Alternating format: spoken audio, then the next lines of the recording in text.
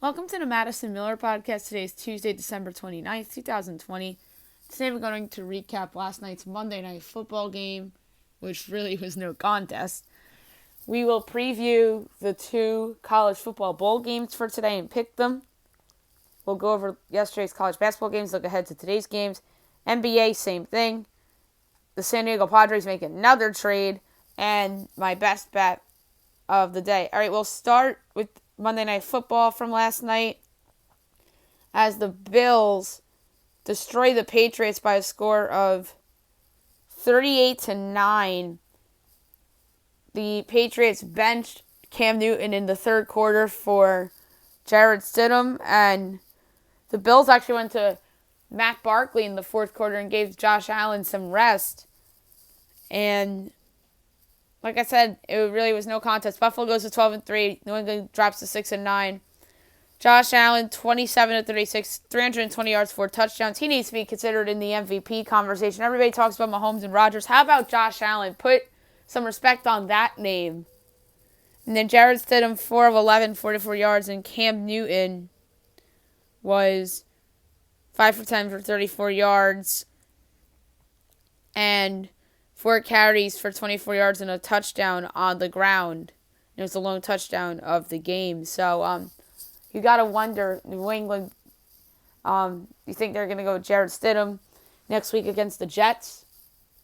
And then Buffalo's still playing for positioning in the AFC playoffs. If they lose and Pittsburgh beats the Browns, then they drop the third. But Miami also needs that game because Miami is playing for a playoff spot. And then Pittsburgh-Cleveland's a very meaningful game. Pittsburgh's playing for that 2 seed, and Cleveland's playing for a playoff spot. So you'd have to think that Buffalo's not going to rest everybody like Kansas City is going to be this week. Now we'll move on to college football. There are 2 bowl games today. Both of them are later on in the day, and they're both actually pretty good games, if you ask me. First up is Oklahoma State against Miami, and that, my friends, is the Cheez-It Bowl. 5:30 ESPN, not 4:30.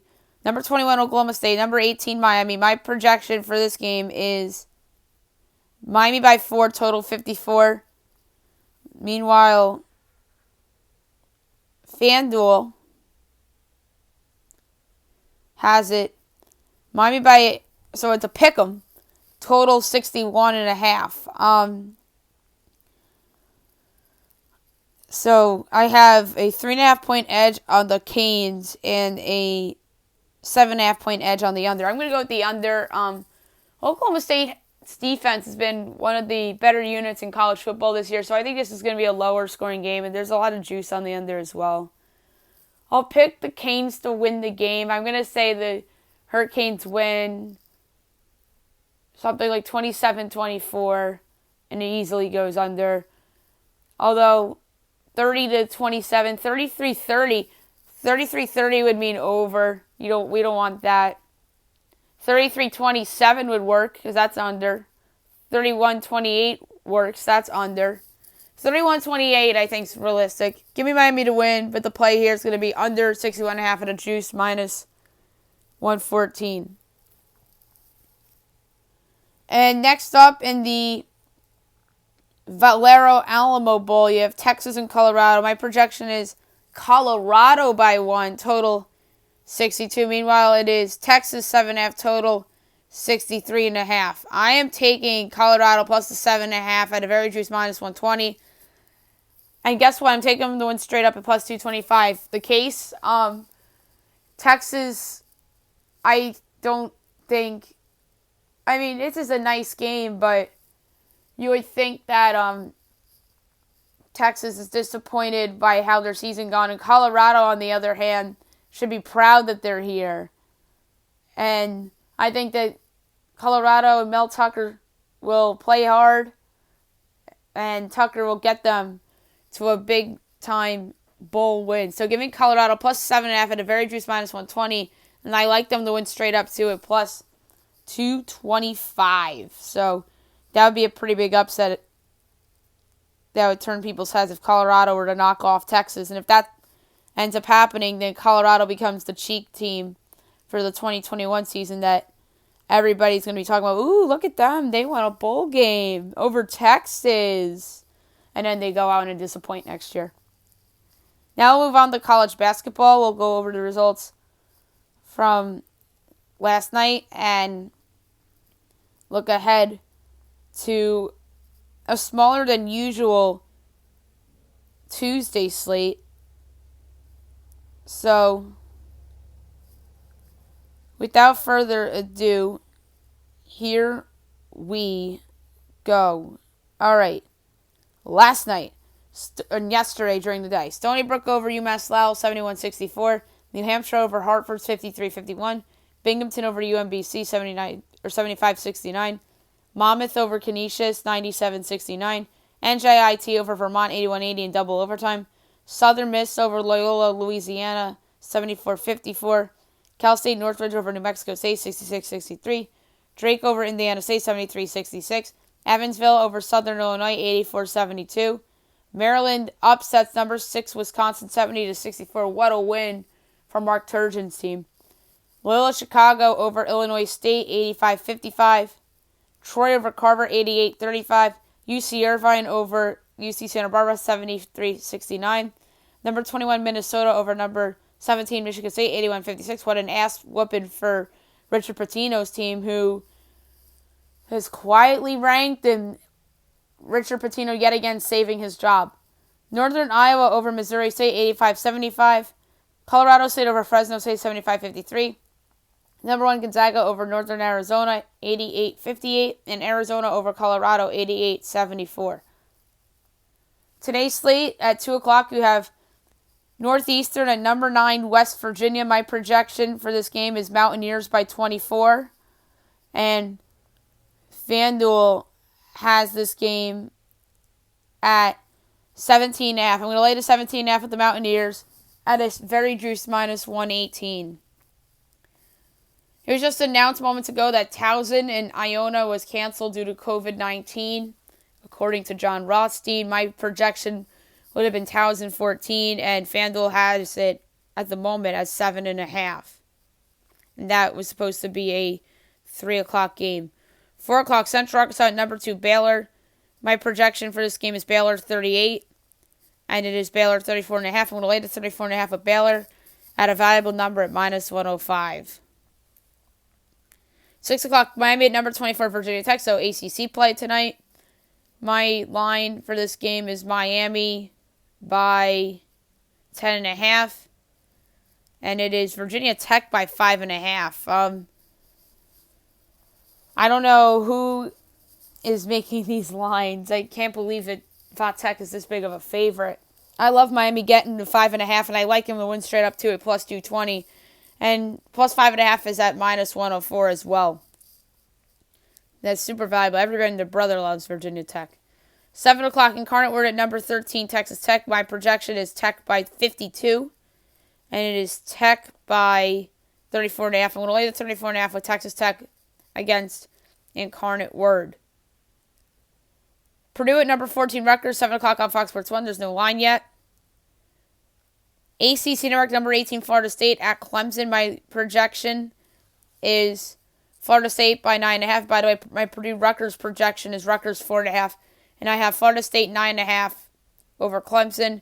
And it's Clemson by 1.5 over Florida State. Is this the same scenario from a couple weeks ago when Virginia Tech was a favorite over somebody? We were like, what? And then they won and covered easily. And then there was another one that stood out. Everybody was like, what? And then bet the one side. But yeah, it's one of those games. And I'm taking the Seminoles plus 1.5 and plus 106 to win this game. Straight up. Santa Clara at USC.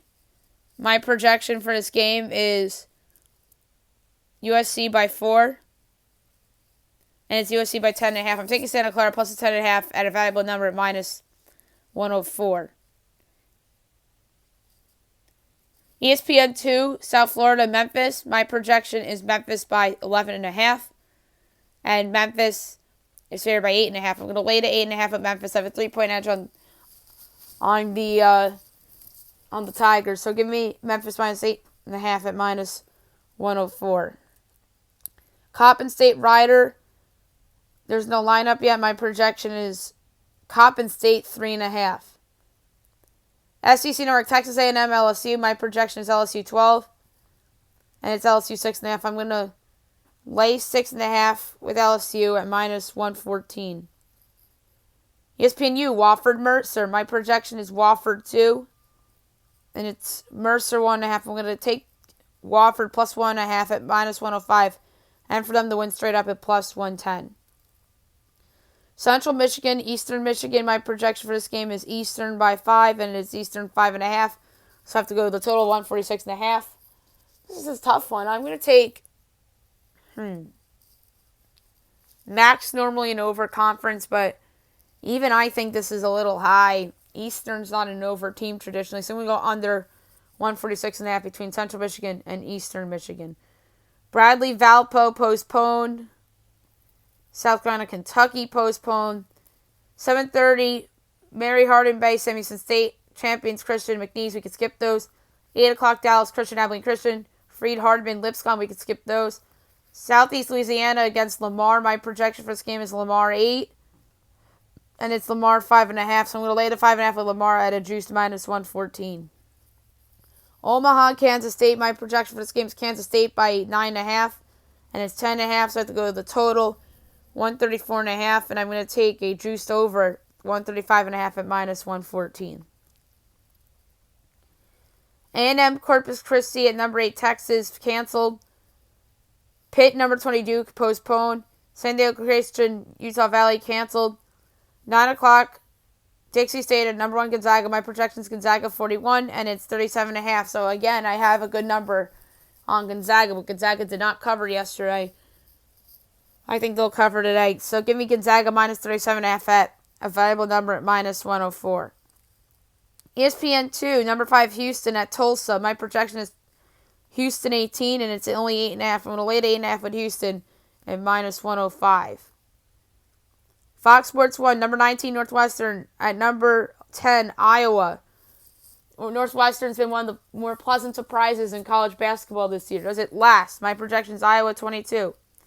And it's Iowa 10.5. I'm going to lay the 10.5 with Iowa against Northwestern, as Luka Garza will put on a show.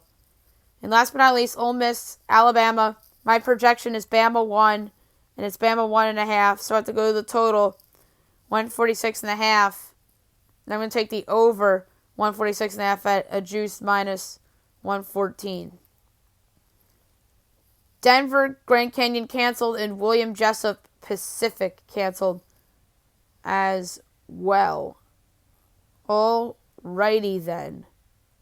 Now we'll move on to the NBA, as we will go over the results from what was a short slate yesterday, and then we'll look ahead to what is a bigger slate tonight. Hawks over the Pistons, 128-120. The Hawks go to 3-0. Detroit drops to 0-3. Trae Young had 29, and Jeremy Grant had 27. Grizzlies over the Nets, 116-111. In overtime, John Morant got hurt during this game. Memphis still found a way to win. Spencer Dinwiddie torn ACL. He's done for the year. Kyrie Irving and Kevin Durant both sat in this game. And Memphis goes to 1-2. Brooklyn drops to 2-2. Kyle Anderson led Memphis in scoring with 28 points. Karis LeVert had 28 with 11 assists to keep Brooklyn in that contest. Jazz over the Thunder, 110-109 on a game-winning shot by Donovan Mitchell with 7 seconds left as Utah goes to 2-1. OKC drops to 1-1. Bojan Bogdanovic had 23 points. Luke Wentz-Dort had 26 to lead OKC. Nuggets over the Rockets, 124-111. Nuggets 1-2. Houston 0-2. Jamal Murray had 21 points.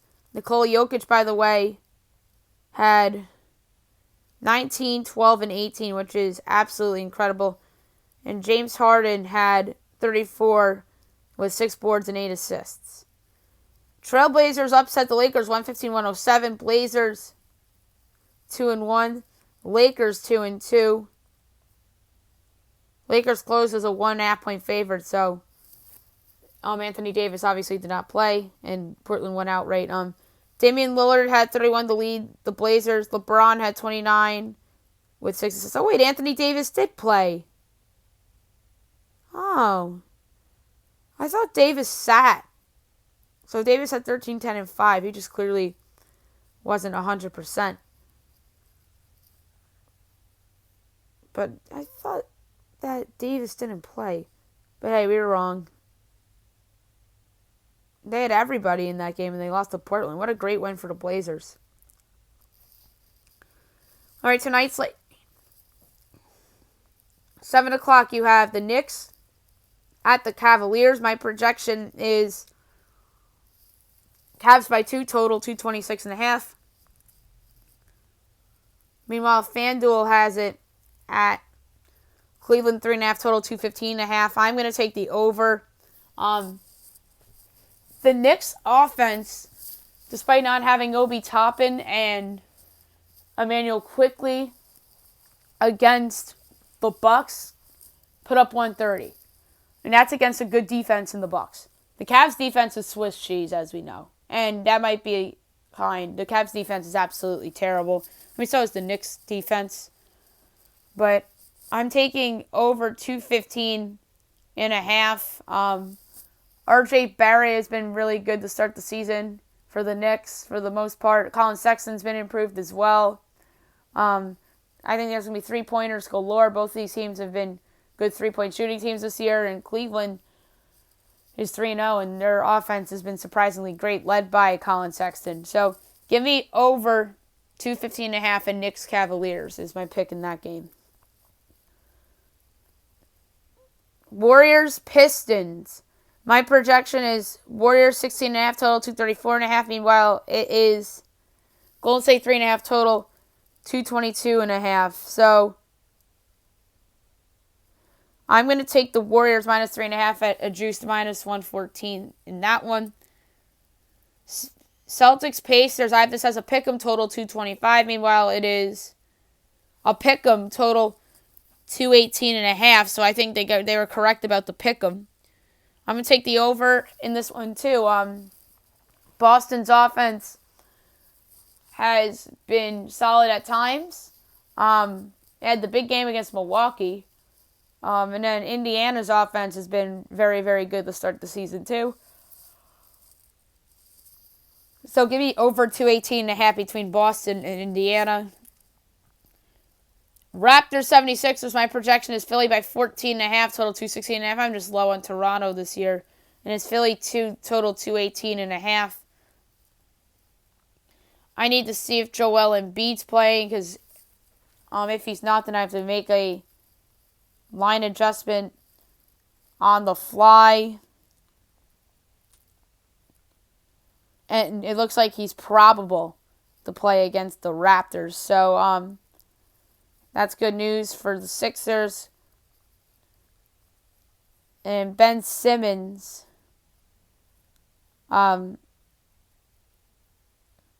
looks like that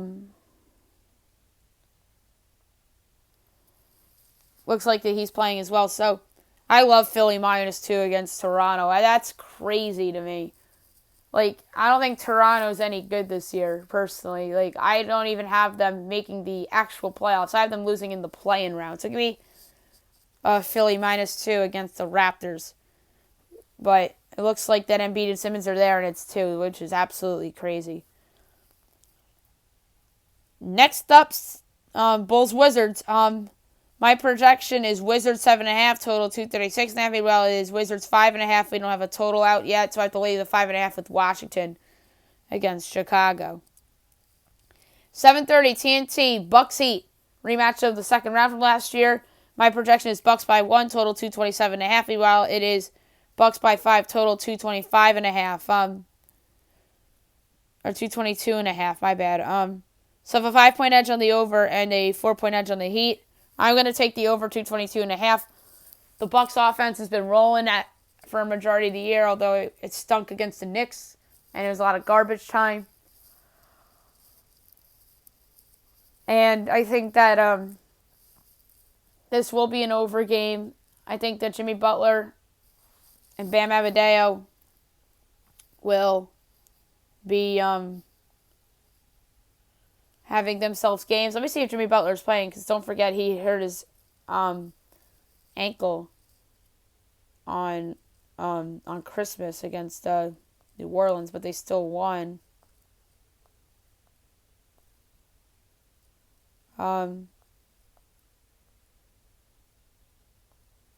So it looks like Jimmy Butler is going to play tonight. So I'd still take over 222.5. I think that that's a higher scoring game. 8 o'clock, Magic Thunder. My projection for this game is Orlando 9, total 225. And FanDuel has it Orlando 5, total 219.5. Again, I'm going to go over. 4-point edge on the Magic. And I have a 5.5-point edge on the over. So give me over 219.5. These two teams really have been not so great offensively in this game, but pretty good defensively to start the year. But my projection came out to 225. So give me the over 219.5 between the Magic and the Thunder. Although that's what I don't feel super about. That won't be best bet. 10 o'clock, TNT, Pelicans, Suns. Great game. My projection for this game is Phoenix 4.5, total 208, and it's Phoenix 3, total 222.5. I'm taking the under. Neither of these teams have been able to light it up offensively thus far this year, but defensively these teams have been fantastic to start the season. So give me the under 222.5, and I'm going to say that the Suns win this game by a score of like 110-107, and that would qualify as an under. And that game's also going to be on TNT tonight. Timberwolves, Clippers. My projection is Clippers 16.5, total 218. Meanwhile, it is 8.5. I'm going to lay 8.5 for the Clippers. This is an absolute bounce-back spot for the Clippers. Kawhi's back. Paul George will play. This is a bounce-back spot for LA, minus 8.5. I'm laying it. And last but not least, Nuggets at the Kings. My projection's Nuggets by 12, total 230.5. Meanwhile, it's Denver 2.5, total 223.5. I'm going to lay it with Denver. Looks like that their guys will play. I think that they're going to get themselves into a groove here and finally win some games. And I think would be a good spot to start it on the road at Sacramento. So give me Denver minus 2.5 against Sacramento in that matchup tonight. Now I want to quickly discuss another trade made by the San Diego Padres. Darvish and Victor Caratini get traded from the Cubs to the Padres, and then coming back for the Cubs, Zach Davies, and 4 prospects. Outfielder Owen Cassie, shortstop Reggie Perciado, outfielder Ismael Mena, and Yizon Santana. Unreal. So the Padres are going for it. They really, to me, have just evened themselves up with the Dodgers in the National League West with the additions of Blake Snell and Darvish. You have those guys. You have Chris Paddock and Dinelson Lamet. That's an amazing top 4. And then they get Clevenger back next year. And that is a fantastic top 5 in that rotation come 2022. But even 2021, that is absolutely loaded of a rotation. And Mackenzie Gore is still in their farm system. And Mackenzie Gore is one of the best pitching prospects in all of baseball. Like, this team is absolutely loaded now. Nick Caratini, the personal catcher, goes with Darvish in the trade. So what an amazing deal for San Diego. Meanwhile, for the Cubs, I don't love it. I'm sorry. Prospects are prospects. if two of them hit, great.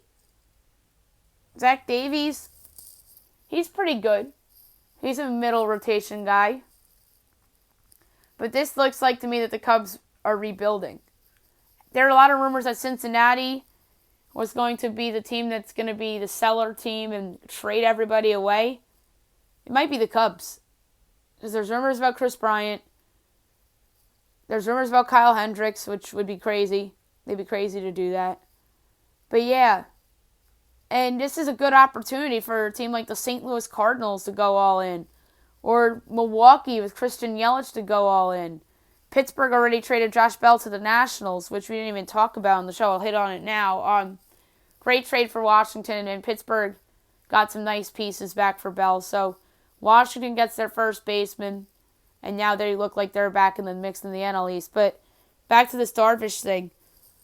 Like I said, the Padres are right there at the Dodgers now, and I think the Padres could very well be a threat to be the representative in the National League to go to the Fall Classic this year. So this would be literally amazing if the Padres pull off this Darvish trade. It looks like it will.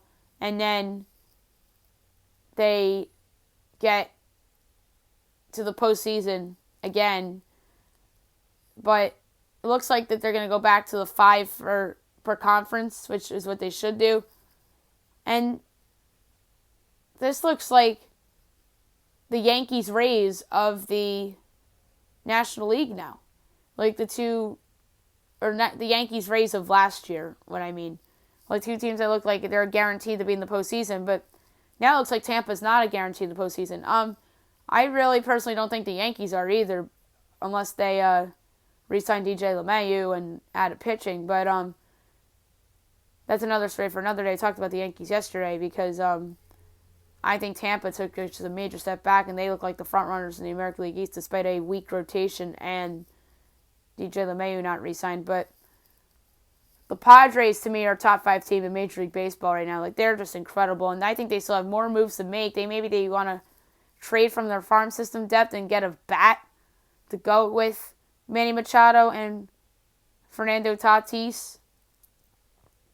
So that is just amazing that the Padres are able to pull off trades for ace pitchers in back-to-back days, which you don't see that every day in sports, let alone Major League Baseball. Pulling off trades in back-to-back days for elite talent. Although the Clippers pulled it off in the summer last year with Paul George and Kawhi, but one of them was a free agent signing, the other was a major trade that not one person saw coming. Before Best Bet, quickly I want to touch on a little bit of hockey news that is breaking, and that is related to Jonathan Toews, who will not be at camp and will miss the start of the season due to an illness. That is just a huge loss for the Chicago Blackhawks, who made the postseason last year courtesy of the expanded playoffs, but in reality are just a mediocre franchise right now that is in the kind of in dire needs of a rebuild. And it broke yesterday that Kirby Dach's injured. So this isn't a good start to a team that wants to get back to the postseason.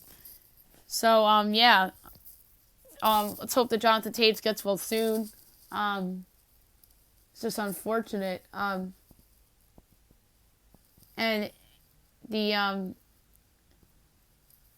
Pierre LeBrun says expect official announcement shortly from the team. So not a good start to training camp for the Chicago Blackhawks. Kirby Dach gets hurt, and now Jonathan Toews has an illness. And what was that injury, the Kirby Dach? It looks like it was a wrist injury, and he sustained it at the World Juniors, and